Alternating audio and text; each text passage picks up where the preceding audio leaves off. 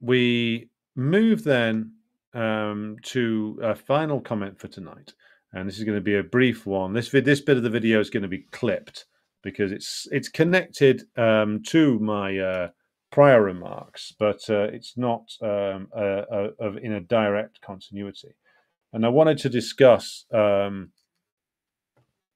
the an example of like how like the Anglo left is a genuinely perfidious and wretched creation, which you would have heard me talk about on numerous occasions before. But given that this is becoming a bigger and bigger problem, it deserves a little bit further explanations. So I'm going to endeavor to do that over the next few nights. Now, I wanted to start by talking about somebody you will have heard me mention before, and that is a certain Mr. Owen Jones. Now, Mr. Owen Jones was born in the same town I was born in, but 2 years later than me, and I've weathered so much better, you know? And the point about mentioning him is I wouldn't bother mentioning this infernal pipsqueak eunuch. But unfortunately, he keeps being put on platforms and he keeps being promoted as a left-wing thought leader or influencer or commentator, whereas in actual fact, the man is an establishment stooge of the worst possible kind. That the kind of stooge which pretends his whole act is that he pretends he's different, that he's oppositional. But in actual fact, what he does is he leads his audience in a merry dance and into following every single bourgeois trend. Now, of course, Owen Jones has got a long history of this. He used to be a Trotskyite. I think he still is. He came out of the international Marxist tendency, which is now rebranded as the Revolutionary Communist Party. I wonder if he still hangs out at the same haunts as his old comrades.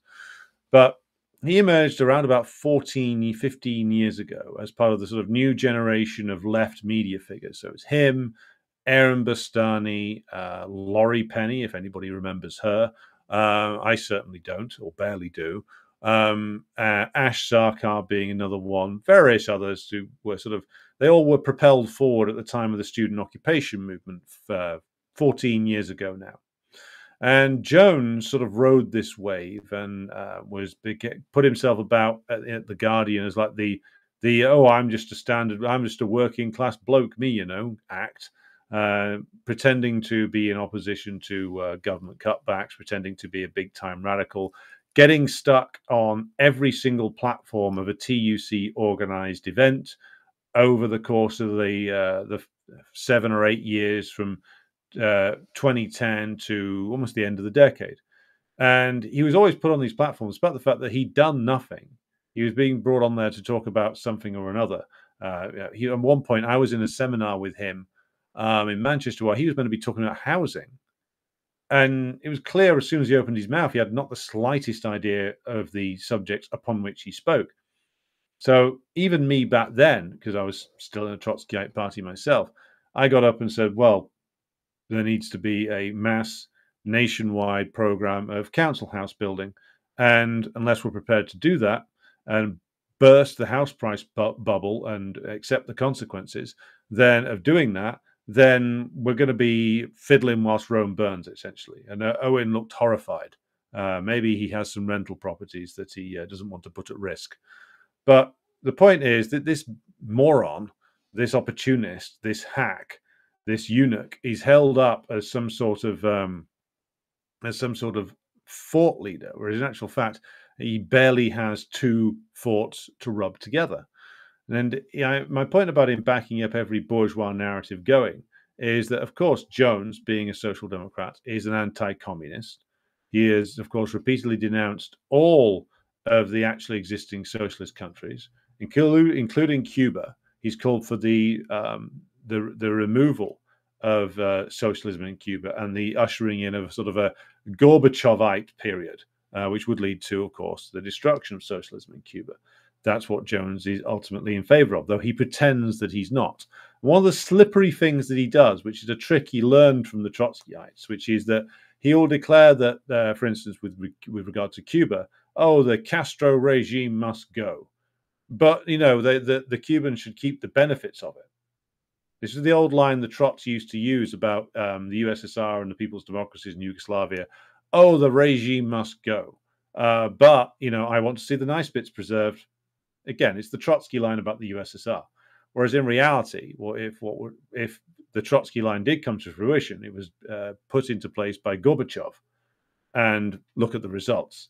It's the same slippery game that Owen Jones plays with regard to Syria, where he was screaming for the destruction of the Assad regime for years, and now it's happened, and now roving gangs of counter-revolutionary sectarian murderers executing people by the thousands.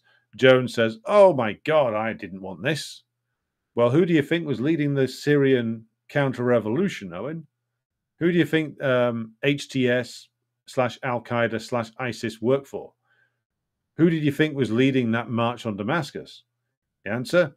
Well, it was the servants of British and US imperialism, which of course Owen Jones never wants to talk about. Now, nominally, he's opposed to Israel. He is opposed to the Zionist war on Gaza. But in actual fact, he's been doing the Israeli regime's dirty work in the media for years now, building up the anti-Semitism lies against the supporters of Jeremy Corbyn, declaring that the Labour Party under Corbyn had a huge anti-Semitism problem, whereas in actual fact, most of the charges, it was demonstrated later, were grotesquely overinflated or just straight up manufactured, leading to the expulsion of thousands of people who were Corbyn's own supporters in a project that Jones nominally said he supported.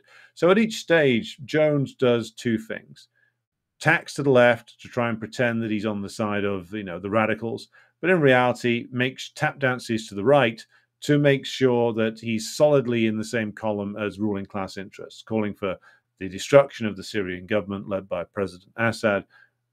He he screams and shouts about justice for Palestine, but backs up the intelligence operations of the Israeli government and their British allies in suppressing anti-Zionist speech inside the Labour Party and the wider Labour movement.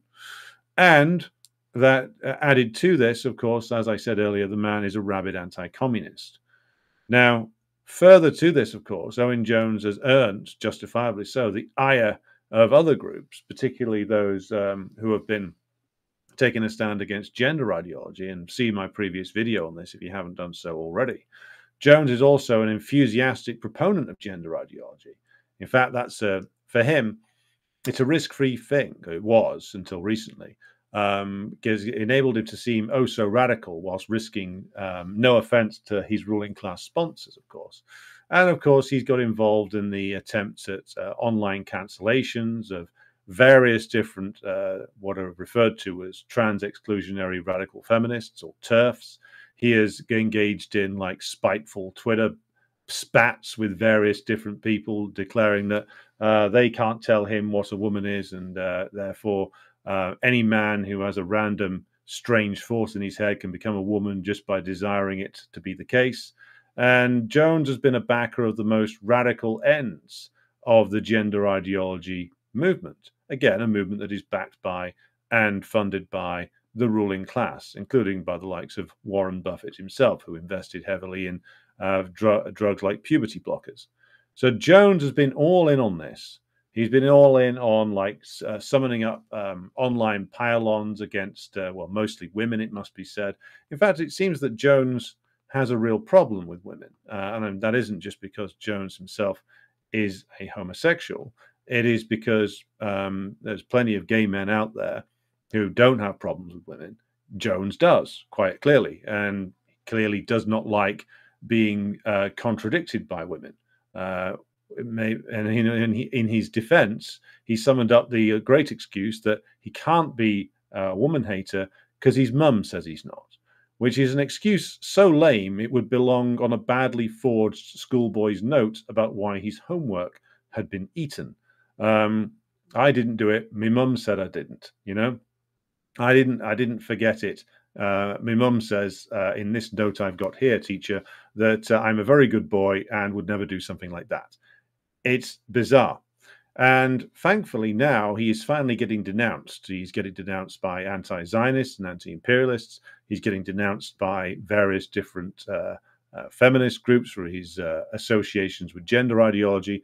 But the foul little noxious git is still popping up everywhere and claiming that he's being persecuted now. Whereas in actual fact, he is a rat, he is a snake, he belongs in the same category as Paul Mason. The job of a Trotskyite, and Jones is a Trotskyite, is to tap dance around and to fool enough people that he's some sort of radical, but then lead them back in the direction of supporting the line of the ruling class, be it over Israel, be it over anti-communism, be it that he is rabidly promoting gender ideology. These are all ruling class interests that Jones promotes. And again, his job is to mislead people. This is why he's put on platforms. His job is to sell reactionary bullshit to you, dressed up in radical clothing. That's the job of, in fact, the entire leftist so-called intelligentsia and commentariat, whether it's Jones, Aaron Bastani, Ash Sarkar, etc., etc., right up to the man who's the final boss of all of them, which is Paul Mason himself. These people's jobs are to mislead, misinform, divide, and confuse people.